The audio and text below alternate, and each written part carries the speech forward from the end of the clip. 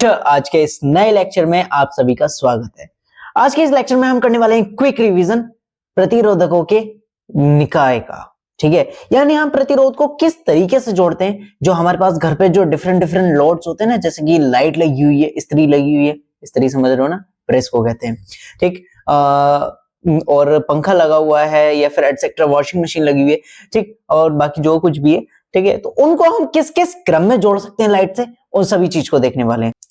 तो विद्युत प्रतिरोध को हम दो तरीकों से जोड़ सकते हैं। सबसे पहला, जिसको हम कहते हैं श्रेणी क्रम संयोजन।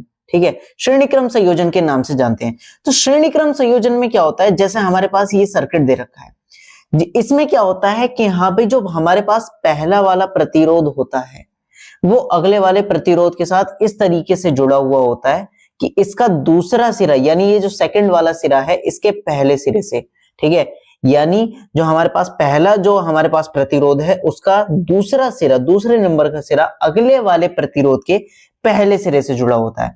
फिर उसके बाद जो दूसरा प्रतिरोध होगा उसका दूसरा सिरा तीसरे वाले प्रतिरोध के पहले सिरे से अटैच होगा, यानी ये सीरीज में जुड़ते हैं। यानी इस तरीके से ये हमारे पास पहला प्रतिरोध, फिर उसके बाद ये वाला जो उसका दूसरा सिरा अगले वाले प्रतिरोध के पहले वाले यानी इस वाले सिरे से जुड़ा हुआ है। फिर इसके बाद ये जो दूसरा प्रतिरोध है इसका दूसरा सिरा अगले वाले के पहले सिरे से जुड़ा है। तो इस तरीके से ये अटैच होता है और हमारा इसी को हम कहते हैं श्रेणी क्रम। आप याद रखेंगे कि हाँ भाई, श्रेणी क्रम में क्या है। श्रेणी क्रम में हम याद रखेंगे, श्रेणी क्रम में धारा का मान समान होता है। ठीक है, क्या श्रेणी क्रम में धारा का मान समान होता है। ठीक है, यानी अगर आप R1 पर धारा निकालेंगे, ठीक है, यानी आप R1 पर धारा निकाले, R2 पर धारा निकाले, R3 पर धारा निकाले, तीनों में धारा समान होती है, I ही रहेगा। तो आइए निकालते हैं कि हाँ भाई, अब अगर हमारे पास इनका तुल्य प्रतिरोध निकालना है कि हाँ भाई टोटल जो लोड है घर पर, टोटल जो रेजिस्टेंस आ रहा है, ठीक है, वो कितना आ रहा है वो चेक करते हैं। तो उसके लिए हमें क्या करना पड़ेगा, सबसे पहले हमें R1 प्रतिरोध पर विभवांतर निकालेंगे। देखो मैंने आपको पहले बता रहा हूं कि जो हमारे पास प्रतिरोध है उसमें तो धारा मतलब धारा तो समान रहेगी, ठीक है, श्रेणी क्रम में धारा समान रहेगी, लेकिन विभवांतर अलग अलग रहेगा। यानी R1 पर V1 हो जाता है, ठीक है, R1 पर, एक मिनट, R1 पर V1 हो जाता है, R2 पर V2 हो जाता है और R3 पर V3 हो जाता है। ठीक है, R1 पर V1, R2 पर V2 और R3 पर V3। अब इस पर हम डिफरेंट डिफरेंट विभवांतर निकाल लेते हैं कि हाँ भाई, पहले वाले प्रतिरोध पर विभवांतर क्या हो जाता है, V1 is equal to I, धारा तो हमारी समान है, I R1, ठीक, V2 is equal to I R2, ये द्वितीय प्रतिरोध पर विभवांतर, V3 is equal to I R3, ये तृतीय प्रतिरोध पर विभवांतर। This is the equation first and this is equation second and this is equation third। ठीक, अब हमें क्या करना है, अगर टोटल विभवांतर निकालना है, टोटल विभवांतर V बराबर हो जाता है V1 plus V2 plus V3। ठीक है, इनकी वैल्यू पुट कर दो। V बराबर क्या हो जाएगा, V1 की वैल्यू I R1, V2 की वैल्यू I R2, ठीक, V3 की वैल्यू I R3। ठीक, इतनी चीजें आपको क्लियर है। एक मिनट, कहां जा रहे हो जी, यहां आओ, आ गए। ठीक, अब यहां पर हम क्या कर सकते हैं, यहां पर हम कॉमन ले लेते हैं कि हाँ भाई, जो हमारे पास I इसमें कॉमन दिख रहा है, I कॉमन ले लिया, R1 plus R2 plus R3। अब यहां पर इससे पहले हम एक ओम का नियम पढ़ के आए थे, ये एक रिवीजन क्लास है, ठीक है। हमने इससे पिछले मतलब लास्ट लेक्चर्स में देखा था कि हाँ भाई, हमने ओम का नियम पढ़ा था, जो कि क्या होता है, हम जानते हैं अगर किसी परिपथ में जो तुल्य प्रतिरोध है R है तथा विद्युत धारा I और विभवांतर V हो, तब हमारे पास ओम के नियम के अनुसार V बराबर IR हो जाता है। अब अगर मैं इस वाली इक्वेशन नंबर 5 और इक्वेशन नंबर 4 को कंपेयर करूं तो आपको R की जगह क्या आ रहा है, R1 plus R2 plus R3, यानी V की वैल्यू हम सीधे सीधे पुट कर देते हैं, आपको आसानी से समझ में आएगा। V बराबर IR बराबर I R1 plus R2 plus R3, है ना, I से I कैंसिल और हमारे पास जो फाइनल वैल्यू निकल के आ जाती है वो क्या, R is equal to R1 plus R2 plus R3। इतनी चीजें आपको क्लियर हो जानी चाहिए। तो आप याद रखेंगे, श्रेणी क्रम में विभवांतर हमारा अलग अलग होता है लेकिन विद्युत धारा समान रहती है। तो हमने विभवांतर को जोड़ा और हमने कैलकुलेट कर लिया। एक बात याद रखेंगे कि हाँ भाई, विद्युत जो श्रेणी क्रम है, श्रेणी क्रम में जो प्रतिरोध किस तरीके से जुड़े होते हैं कि भाई जो हमारे पास पहला प्रतिरोध है उसका दूसरा सिरा दूसरे वाले प्रतिरोध के पहले सिरे से जुड़ा होता है। इतना आप याद रखेंगे, ठीक। नेक्स्ट आ जाता है हमारे पास दूसरा जो टाइप हो जाता है उसे हम कहते हैं समांतर क्रम या पार्श्व क्रम, ठीक है। समांतर क्रम या पार्श्व क्रम, इसमें हमारे पास जो प्रतिरोध होता है वो इस तरीके से व्यवस्थित करते हैं, जो हमारे पास रेजिस्टेंस है वो उनको हम इस तरीके से एडजस्ट करते हैं कि हाँ भाई इनका जो तार है वो सेम सिरा सेम जगह पर रहे, ठीक है। यानी प्लस एक तरह से जो हमारे पास एक सिरा है इसका ये वाला सिरा भी सेम है, इसका ये वाला सिरा भी सेम है, ये वाले सिरा भी सेम है, ठीक है। यानी जो समान सिरा है हमें जो प्रतिरोध को है वो समान सिरों से जोड़ना है, ठीक है।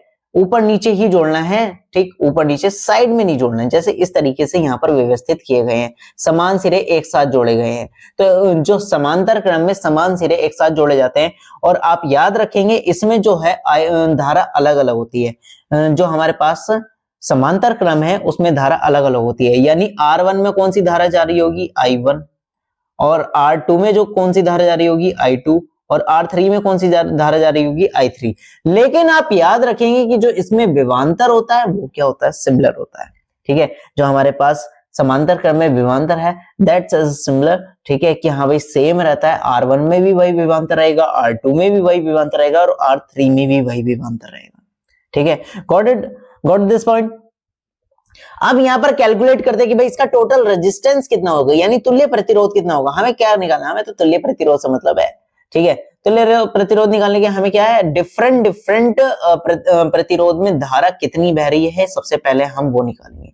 जो आपने देखा होगा जब हमने श्रेणी क्रम में निकाला तो हमने विभवांतर निकाला था, अब की बार धारा निकाल रहे हैं, क्यों, हमें निकालनी वो चीज है जो अलग अलग है, ठीक है। जब सेम है तो फिर हमें कैलकुलेट करने में प्रॉब्लम होगी, लेकिन हमें निकालनी वो चीज है जो डिफर है। जैसे हमारे पास श्रेणी क्रम के अंदर विभवांतर अलग था तो हमने विभवांतर निकाला प्रत्येक प्रतिरोध पर, यहां पर धारा अलग है तो हम यहां पर धारा निकालेंगे, ठीक। तो I1 is equal to V upon, ठीक है, V बराबर IR होता है ना, तो यहां से I is equal to V upon R हो जाता है। तो हमारे पास विभवांतर तो सेम है, प्रतिरोध अलग, तो पहली इक्वेशन तो ये आ गई, I1 is equal to V upon R1, I2 क्या आ गया, V अपॉन R2, ठीक, दूसरी इक्वेशन, और I3 इज इक्वल टू आ जाता है V अपॉन R3, ठीक है। This is the equation third, ठीक। अब हमें क्या करना है, टोटल धारा निकालनी है। मान लिया कि अगर तो हमारे पास टोटल धारा जो है वो I धारा प्रवाहित हो रही है, then I1 plus I2 plus I3, ठीक है। I1 की वैल्यू पुट करेंगे V upon R1 plus V upon R2 plus V upon R3, then we can common, ठीक है, वी टेक कॉमन की V हम समान दिखाई दे रहा है तो उसको हम कॉमन ले सकते हैं, V कॉमन ले लिया तो 1 upon R1 plus 1 upon R2 plus 1 upon R3, ठीक है। यहां पर हम अब वापस आ जाते हैं ओम के नियम के अनुसार, ठीक है। ओम का नियम हम पढ़ के आए कि अगर हमारे पास अगर हम किसी परिपथ में विद्युत धारा I है, तुल्य प्रतिरोध R है और अगर उसका विभवांतर V है, then we have a law जिसे हम कहते हैं ओम्स लॉ, V बराबर IR। अब यहाँ पर एक फॉर्मूला निकाल सकते हैं I is equal to V upon R से, ठीक है। अगर हमारे पास तुल्य प्रतिरोध है तो I की जगह वैल्यू पुट कर देंगे, V upon R is equal to, ठीक, V 1 upon R1 plus 1 upon R2 plus 1 upon R3, जय हो। अब हमें नेक्स्ट पेज ऐड करना पड़ेगा रे, कमन कमन कमन कमन, इंसर्ट पेज वे 4। वाह, तो यहां पर हम क्या करेंगे, हमारे पास आ चुका है V upon R is equal to V 1 upon R1 plus 1 upon R2 plus 1 upon R3, okay, as usual. Oh sorry, it's my mistake. We cancel 1 upon R is equal to 1 upon R1 plus 1 upon R2 plus 1 upon R3, okay. So you have a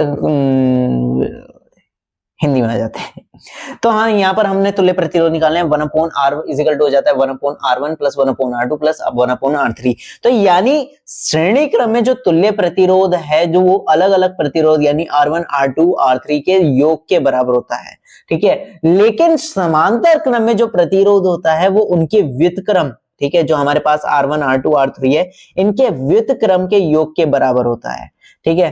तो आपने इस तरीके से तुल्य प्रतिरोध निकाला। श्रेणी क्रम में कैसे निकाला? सीधे सीधे हमने क्या करा, सबसे पहले V1 निकाला, फिर IR1 V2 plus IR2 V3 बराबर IR3, then we have V बराबर V1 plus V2 plus V3, ठीक है, ये वैल्यू पुट करी।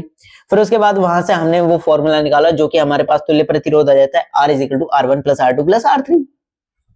समान किसमें? श्रेणी क्रम में। श्रेणी क्रम में धारा समान रहती है और हमारे पास जो विभवांतर है वो अलग अलग रहता है। पाशर क्रम में क्या होता है? पाशर क्रम में हमारे जो प्रतिरोध है वो समान सिरों से जुड़े रहते हैं, जैसे कि यहां पर ये समान सिरों से जुड़े हुए हैं, ठीक। लेकिन आप याद रखेंगे इसमें विभवांतर समान होता है लेकिन धारा अलग अलग होती है, ठीक है। आप याद रखेंगे कि हाँ भाई, जो इसमें हम निकालेंगे तो देखो उसमें V1 plus V2 plus V3 करके निकाला था, इसमें I1 plus I2 plus I3 करके निकाल लेंगे। It's so simple. फिर हम ओम्स लॉ लगाएंगे, फिर हमारे पास 1/R1 plus 1/R2 plus 1/R3 आ जाता है। ये हमारे पास तुल्य प्रतिरोध है। तो अगर मुझे यहाँ पर पाशर क्रम में, समांतर क्रम में सर्किट दिया जाता है, तब मुझे इस तरीके से सोल्व करके तुल्य प्रतिरोध निकालना है। इस तरीके से इस फॉर्मूले में वैल्यू पुट करके फॉर्मूले तुल्य प्रतिरोध निकालना है। अगर मेरे पास श्रेणी क्रम दिया जाता है तब मुझे डायरेक्ट इस वाले फॉर्मूला, कहां गया फॉर्मूला, अरे जी ये रहा formula, R is equal to R1 plus R2 plus R3। इस फॉर्मूले में वैल्यू पुट करके मुझे फिर then we have to find total resistance in the circuit, okay, you know. So today topic is complete कि हाँ भाई, हमें देखना था कि हाँ भाई तुल्य प्रतिरोध मतलब किस तरीके से निकाला जा सकता है, और दूसरी बात कितने प्रकार से हम प्रतिरोधों को जोड़ सकते हैं, ठीक है। पहला था हमारे पास श्रेणी क्रम, दूसरा था पाशर क्रम, जो कि हमने आपको करके दिखा दिया है, जिसमें आपको हमने ये भी बता दिया है कि हाँ भाई श्रेणी क्रम में धारा समान होती है और पाशर क्रम में यानी समांतर क्रम में विभवांतर समान होता है। अगर वीडियो पसंद आई हो तो लाइक करें, सब्सक्राइब करें। Tata bye bye, see you, मिलते जल्दी नेक्स्ट लेक्चर में विद अ न्यू टॉपिक, जिसमें हम एक न्यू चैप्टर की शुरुआत करने वाले हैं, जो कि इससे अगला चैप्टर होने वाला है। मजा आएगा चुंबकीय क्षेत्र पढ़ने में। सो अपनी एक्साइटमेंट बना कर रखिए। मिलते जल्दी नेक्स्ट लेक्चर में, और सब्सक्राइब करो भाई।